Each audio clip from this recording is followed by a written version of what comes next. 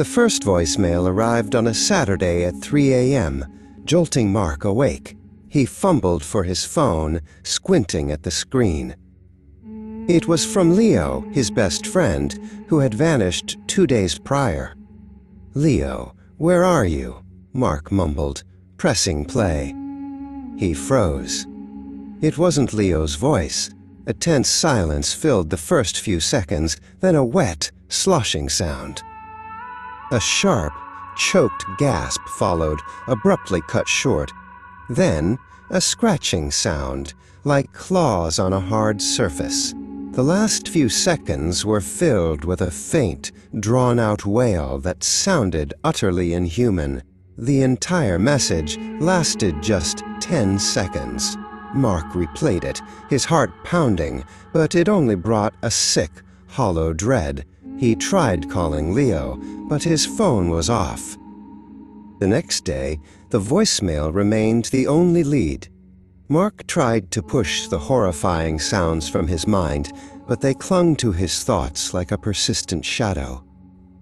He couldn't shake the feeling of something deeply wrong. The following Tuesday, another notification buzzed, this time from an unknown number. His heart leaped into his throat. He clicked play, and a new wave of horror washed over him. First, silence, then the distinct sound of bones cracking and snapping. A choked moan followed, abruptly cut off, leaving a chilling void. The final seconds were filled with rustling and whispering, as if someone was speaking right into the microphone, directly to him. Mark's blood ran cold. He strained to hear the faint words within the whisper. "He waits for you." A shiver traced down his spine, a cold dread settling deep in his bones. He soon discovered the unknown number belonged to a former classmate who had also vanished days earlier, just like Leo. The messages started coming more frequently, each from a different missing person, each a new fragment of terror. A gurgling sound that followed a sharp gasp. A wheezing laugh that turned into a chilling shriek.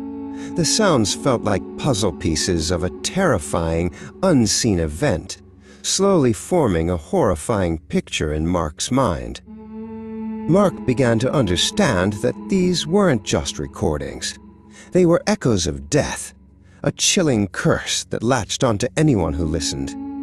Each message was a final, agonizing breath, a whisper from the abyss. He felt a cold certainty that he was now connected to this horror, an unwilling participant in a deadly game. One day, while listening to a particularly gruesome message, Mark heard something new, something that made his heart seize with terror, his own name being whispered in the background. It was faint, almost imperceptible, but undeniably there.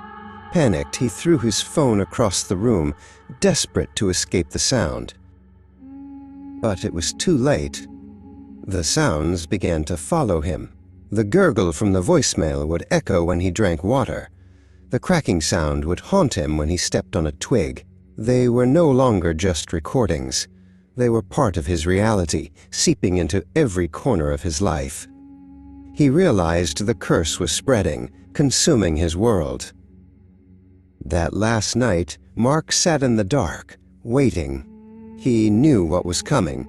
The phone buzzed, vibrating ominously on the floor where it had landed. He slowly reached for it, his hand trembling. It was his own name on the screen, the message, 10 seconds. He pressed play, his breath catching in his throat. First, his own faint sobs, escalating into a scream of sheer terror, a sound he barely recognized. Then, a nightmare sound, the slithering of long, thin fingers scratching against a wall, drawing closer. The last few seconds were filled with the same inhuman wail he had heard in Leo's voicemail, but this time, it was his. The screen lit up again with a new message from an unknown number. The text read, "It's your turn. Mark heard the faint, dragging sound right behind him, a slow, deliberate scrape across the floor. He didn't need to turn around to know it was there, looming. He knew the sounds he would hear in the next message would be his own final ones.